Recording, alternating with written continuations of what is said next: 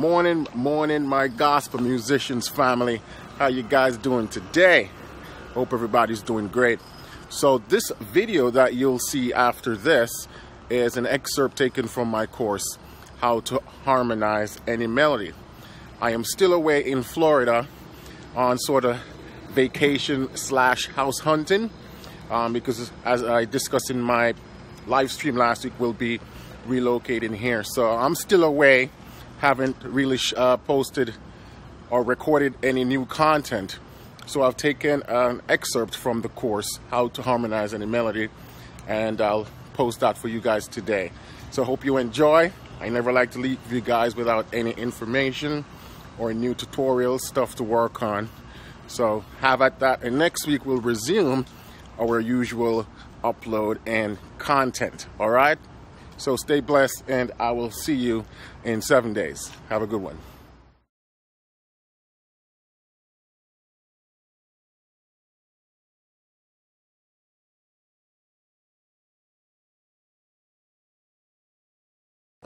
How to add chords to new melody or to any melody. One of the steps that we have to complete before we can get to reharmonization and substitution is to understand how to harmonize a basic melody. Because as a pianist, at some point, a singer might come up to you and say, hey, I have written a song. Can you help me put some chords to this melody? And if it's something you've never done before, you might ask yourself, how do I go about adding the right chords? How do I go about making decisions, having options? And so this course will give you some guidelines and things to think about. And towards the end, I will walk through with you a brand new melody that you have never heard before, because I came up with that melody. And I'm going to show you how I add chords to that melody. Probably you're a songwriter yourself and you've written some songs trying to learn the piano now, so you can then add some chords to it. And this course will help you to accomplish that also. First thing we're going to start with is to determine the meter of the song.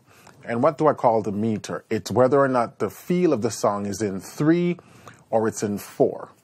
There are other meters, but most songs that you'll come across today will either be in 3 or in 4.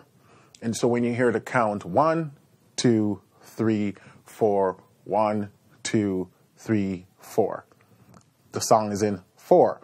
Or if you hear 1, 2, 3, 1, 2, 3, 1, 2, 3, the song is in 3. Some examples, if I do.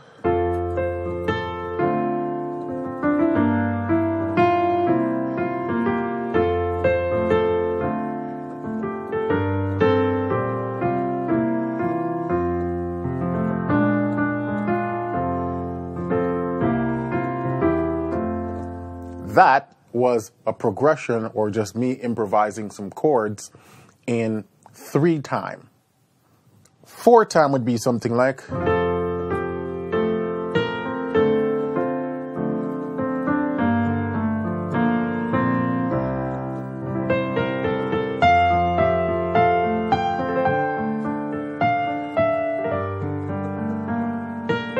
Yeah? 1, 2, 3, 4. 1, 2, 3, 4. 1, 2, 3, 4. 1, 2, 3, 4. And so it's very important to be able to distinguish between the two just by hearing that melody is in 3 or that melody is in 4, because that's going to determine later on the harmonic rhythm, how many chords per measure. Also the strong beat, weak beat, and the soft beat. That's what you'd find in a meter that is 3. 1, 2, 3, 1. 1 is always the downbeat. And we approach melody that's written in 3s differently than melody that's written in 4, especially how we lay out the chords. So that's why you want to establish that ground rule first. That's number 1. Number 2 is to identify the harmonic rhythm. And what is the harmonic rhythm? The harmonic rhythm is the amount of chords that can be found in a measure. 1, 2, 3, 4 In a melody that's in 4/4, that would be one measure. A group of 4 is one measure. If the song is in 3, a group of 3 is one measure. The harmonic rhythm is how many chords per measure. And this takes a little bit of experimentation. You don't want to have too many chords per measure, and you don't want to have too little chords per measure. Let's take a look at some examples, say Beethoven's Ninth Symphony. It's a pretty popular one.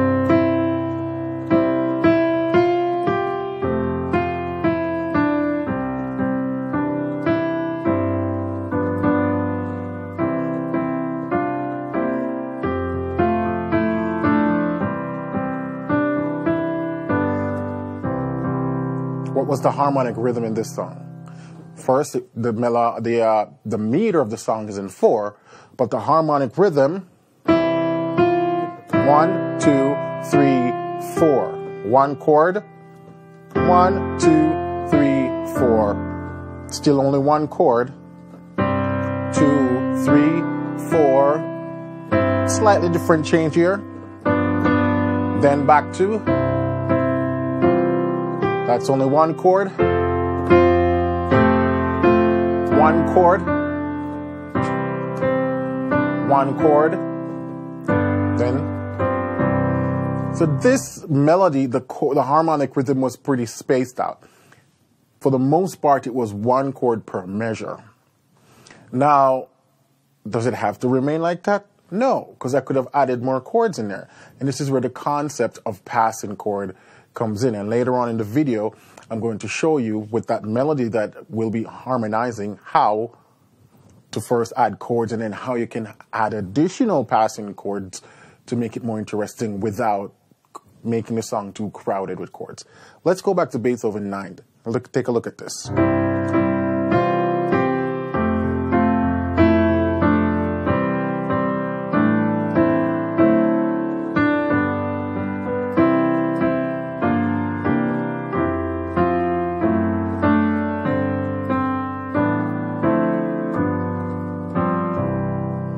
So the same song, and this time I had basically at least 2 chords per measure going along with the harmonic rhythm. But most of those were passing chords, and we'll get to that later. Let's take a look at another song. Let's take a look at this one.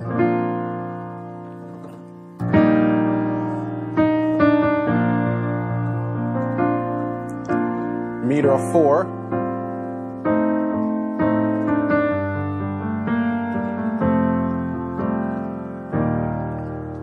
I give myself away. 2, 3, 4. 1, 2. I give myself away. 2, 1, 2, 1, 2. So in this song, we start off with just one chord for 4 measures. Then the 5 chord in first inversion for 4 measures. Then the 6 for 2 measures, 6 for 2 beats, the 5 for 2 beats, and then the 4 for 4 beats. So the harmonic rhythm wasn't symmetric. You had one chord per measure, one chord per measure, then it goes to 2 chords per measure, then 1 chord per measure. And that's something you want to consider when you're writing your melody. Listen and play and say, is it possible to put another chord there? And as I go through additional steps, you'll start to see the big picture coming together as to what sort of determines whether or not 1 chord end up in the measure or 2 chord. All right? Rule number 3, or I should say step number 3. Does the melody begins on an incomplete measure? And let's talk a little bit about incomplete measure. So we talked about earlier the song can be in 3 or in 4. But what if the song starts on beat, say for example we are in a song where there's 4 beats per measure. What if the song starts on beat 2 or beat 3? Then it starts on 3, 4, 1, 2, 3, 4. It starts on an incomplete measure. And so we have to account for that incomplete measure, how we're going to treat it. Are we going to harmonize it? Or are we going to let it sit by itself without putting any chords there? Having a song start also in an incomplete measure, meaning that it's most likely, well, not most likely, if it's on an incomplete measure, it's not on the strong beat. And you need to be able to feel that strong beat. So we have to be very careful what chords we use on those incomplete measure, because we need that one to have the strong beat. Let's look at some examples. Again, with I Give Myself Away. 1, 2, 3, 4. 1. I give myself away. So it's and 3 and 4 and 1. It starts on the and of 3. And so I needed to make sure that my one beat, my one of the beginning of the full measure is on the 1 chord. I'm in the key of B flat. And there are a couple ways I could harmonize that. I could start on the 4, because the melody is also in an E flat, so I could start with an E flat chord. I give myself away. Or I could start with this 5, hybrid 5 chord. It's like a 4 chord with a 5 in the bass. I give myself away. And I like the second one better because you have that nice 5 bass going to 1. Opposed to 4 going to 1. And that's just a personal decision, personal taste right there. But you see, the fact that this song started on an incomplete measure, I needed to make sure that I use a chord that will propel me to go back to the 1. Let's take a look at another song. A jazz song, Misty.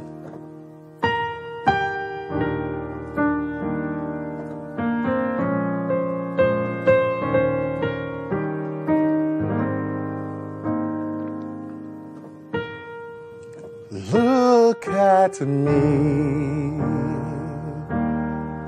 I'm as helpless as a kitten up a tree. So what measure did Misty start on? It definitely started on an incomplete measure. 1, 2, 3, 4, and 1, 2, 3. 4 and 1, 2, 3.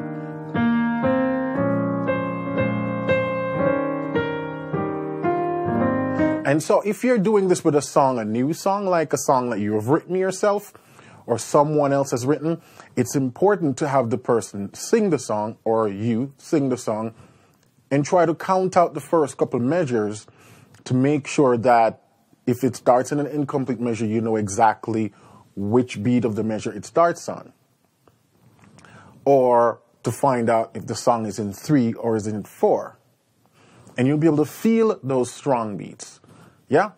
So with Misty, look at me. My downbeat, or beat 1, is on me. So I know I have 2 notes before I get to my downbeat. So what am I going to do there? Do I just leave it like that? That's fine. What if you want to harmonize it? What are your options? Again, you want to make sure that you end up on your 1 chord. So what can you do there to ensure you end up on the 1? You could start on 5. Remember that sort of hybrid thing we talk about? 4 with 5 in the bass. But I'm just working from the melody, so I put that B flat on the top. And you get that nice conclusion. Look at me. Another thing I could have done is do a 2-5, which will propel me back to 1. So in the key of E flat, 2 is F minor, 5 is the B flat, and it propels me back to E flat. So I do something like, So then my chord here becomes a minor 11th. And this is how I harmonize songs. Well, I know that, well, if I want to do a 2-5 to get into B flat doesn't belong to the key of F minor or to the chord of F minor, so I know it would be the 11th. And if it's the 11th, I also have to include the 7. When we play the 7th, when we play the 11th, we always include the 7th. And if I include the 7th, I might as well go ahead and put the 9th. And then you have a full minor 11th chord. Yeah. So this is what goes on in my brain when I'm reharmonizing a song or when I'm working with a song for the first time, the decisions that I make to harmonize. Look at me.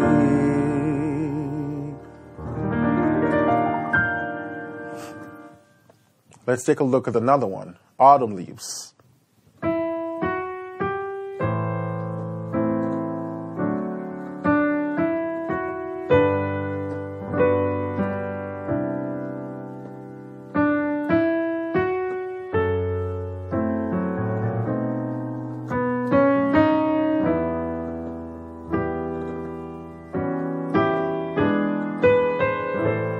So those autumn leaves starts on an incomplete measure.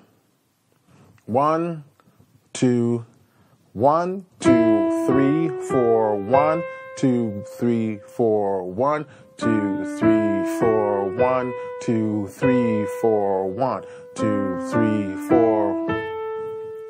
So, yep, it definitely starts. The entire song is sort of written to start on 1, 2, 3, 4, 1. Yeah? 2, 3, 4, 1. So what are we going to do there? Do we just leave it like that?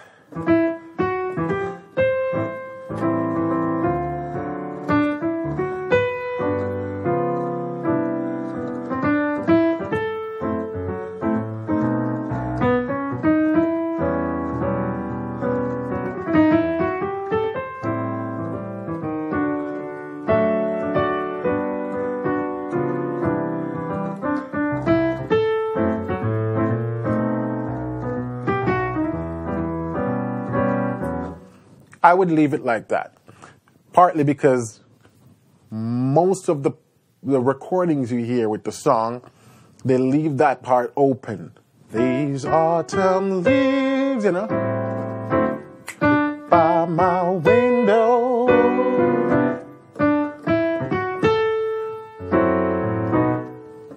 But I'm sure if you want to harmonize it, you could. But in this case, I wouldn't harmonize it. But it's good to understand that this song started on B2. The phrasing of the song starts on B2, and it continues like that throughout the song. So that's number 3. Does the melody begin with an incomplete measure? So your singer comes to you with a melody, you want to establish these 3 things first. Or if you've written a melody, you establish these things. And the reason I'm saying this is because most people write intuitively. You don't sit and think about all these things when you're writing a song. You kind of just put the lyrics down as it comes to you, or you probably have your guitar or your piano, and you come up with a melody and some lyrics, and then you say, all right, now let's put some chords to this. And so you have a written song, you haven't thought about meters and chords. Now it's time to look at it from a structural point of view and a harmonic point of view, and this is when you start to think about these things. Yep. Number 4. Let's talk about tonality. Is the melody in a minor tonality or a major tonality? And tonality has to do with the key. Is it a minor key or is it a major key? That's the other thing you want to establish, because that's going to determine how you use chords, how chords get resolved. And what are some of the things to think about when you're thinking about tonality? Play the melody and listen to it. Sometimes you can determine by just the melody if it has a minor sound or a major sound. Sometimes it's not that easy, and so we have to dig a little bit deeper. And this is why I stressed about knowing your major scales and your minor scales, because that's going to put the sound of what minor melodic sounds like and major melodies sound like. So now we're going to jump and we're going to say, okay, you sing your song, you play your song, and you pick out the melody. And you say, where does all these melodies fall? Which key can I find all these melodies? Can I find it in a major key? For example, say C major? Or can I find it in a minor key? Or does this sound, for example, if it's in F minor, does it incorporate a lot of sounds from the F minor scale? Yeah, can those notes all sort of fit and sit comfortably in a particular key? That's what you're listening for. Another thing to listen for is the resolution. A cadence. When the song comes to a cadence, where does it cadence? Does it sound like it wants to cadence on a minor? Or does it want to cadence on a major? You listen for those ending phrases, and that will certainly tell you that the song is in a major or minor key. Look how the melodies are being resolved, because in 90% of the music out there that are popular music, the melody is going to resolve on either the root, the third, or the fifth of a chord. And so if it resolves on F minor, it's most likely going to have one of these notes in there, either an F, an A flat, or C. If it resolves in A flat major, which is the relative major for F minor, then the song is going to resolve on either an A flat, an E flat, or a C. If it resolves on a C and you go, wait a minute, is it A flat or is it F minor? That's when you have to, again, listen to the overall tonality of the song and determine which one of these chords fits it better. Let's take a look at some examples.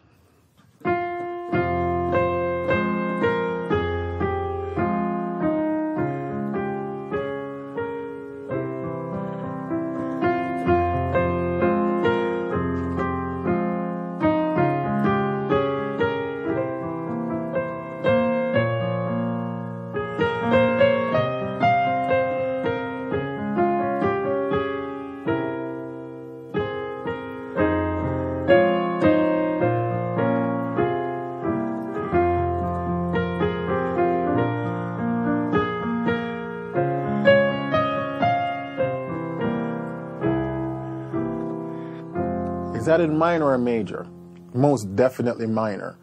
And you see how the melody is working. First off, it starts off on an F. So if you were to try F major,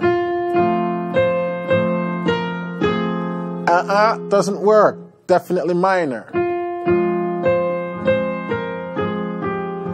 Right there, all minor.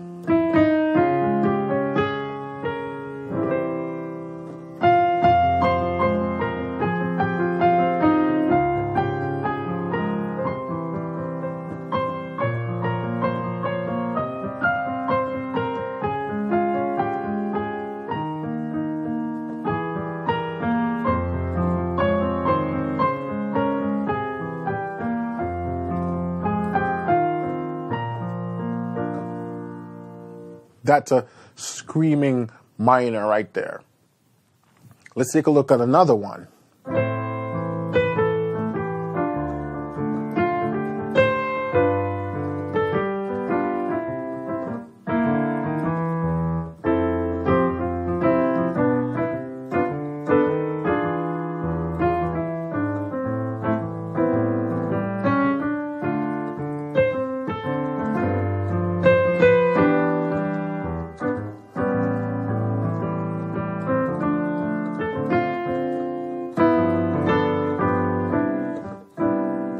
So is it this one in a minor key or a major key?